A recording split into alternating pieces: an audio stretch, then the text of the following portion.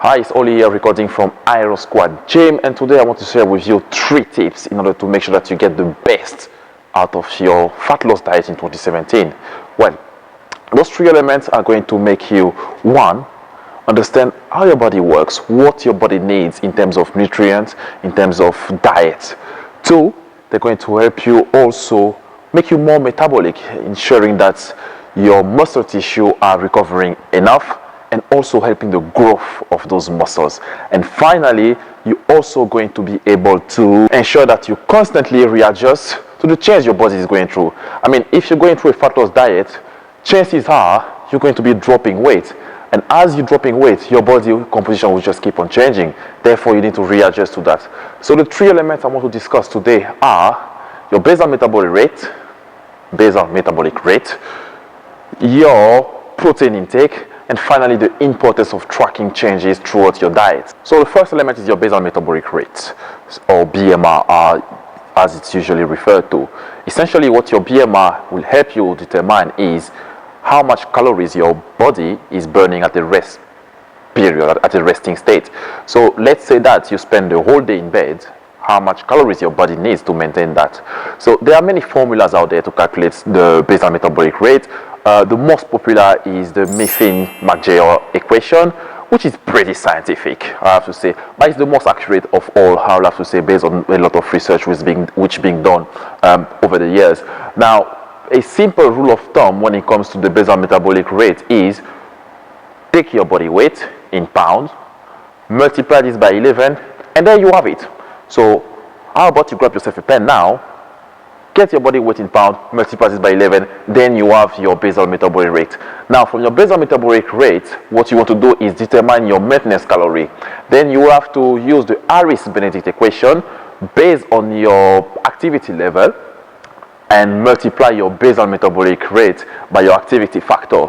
So for example, somebody who is very sedentary, let's say working a desk job and doing close to no exercise, I would say, let's call this guy a lazy person.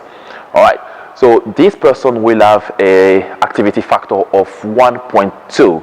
So the activity factor range from 1.2 all the way to 1.9. Somebody who is really active, working a physical job and training, let's say 5, 6, 7 times in a week, will have a activity factor of around 1.9. In my case, I'm 211 pounds. If I multiply this by 11, and my activity factor, which is 1.5 because I'm training 4 times in a week, it gives me a maintenance calorie of around 3,480, let's say 3,500 calories. So 3,500 calories will be, in essence, my maintenance calorie, which is the number of calories I'm burning if I'm at the rest state. A good way to look at the Harris-Benedict equation when it comes to using your activity factor is just looking at it like the revs of a car. So pretty much if you're driving in high rev, you're consuming a lot of petrol. The same way, if you have a very intensive and physically demanding job, chances are you're going to be burning a lot of calories at a rest state. Therefore, your activity factor is going to be high. Right, so the second element we want to discuss today is the protein intake. So protein is extremely important when it comes to fat loss. Usually what we tend to say is we just see the carbs and the fat as the number 1 enemy when it comes to fat loss. Yes, in essence, this is kind of true, but what we want to do and make sure of is getting the protein in. What we really want to make sure is getting enough protein in to sustain our activity in the gym, to make sure that we reinforce our muscle tissue and really support active recovery of our muscle and growth as well. So what we want to do with the protein is making sure that we consume enough of that. 1 piece of chicken breast in a day is not enough protein for anybody, as I'm sure I can say that. And what we want to do with the protein is finding out how much protein we want to eat per day. So basic rule of thumb as well, it's very simple. Take your body weight in pounds and you can multiply it either by 1, and I usually recommend the maximum to be multiplied to will be 1.2, but your body weight in pounds should be the amount of protein you will be eating. So this equates to 1 gram of protein per pound of body weight. Simple as that. So how about you go out there and then obviously make sure you find out what your protein intake should be. Take the example of a good member of Iron Squad Gym. His name is Jack. We started working together 6 weeks ago, got into our fat loss program, and we were really quick to realize that Jack wasn't eating enough protein.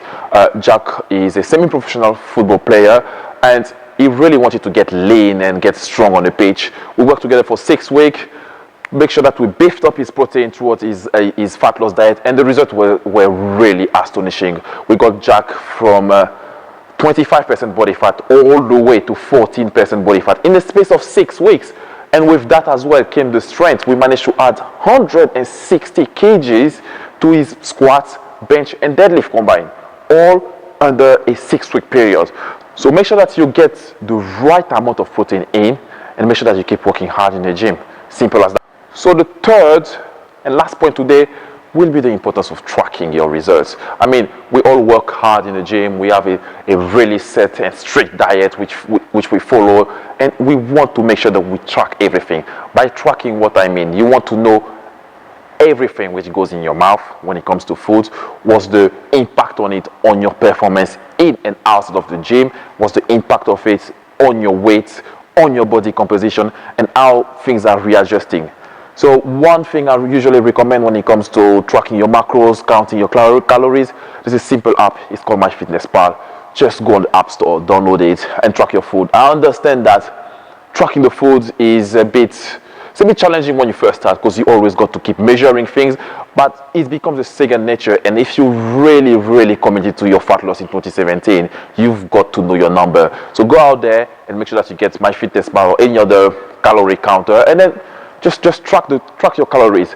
Second thing I also recommend is keep track of your weight. I mean, set a routine whereby at a particular day, at a particular time, every week, you check your weight, you get some body measurement done, and you also take some pictures. Do not solely rely on the scale, because as you're dropping fat again, your body composition will keep on changing. So what you want to do is make sure that you get your weight in checked, but make sure you get some measurement and make sure you get some pictures. There is no point of getting pictures downlighting like Instagram selfies.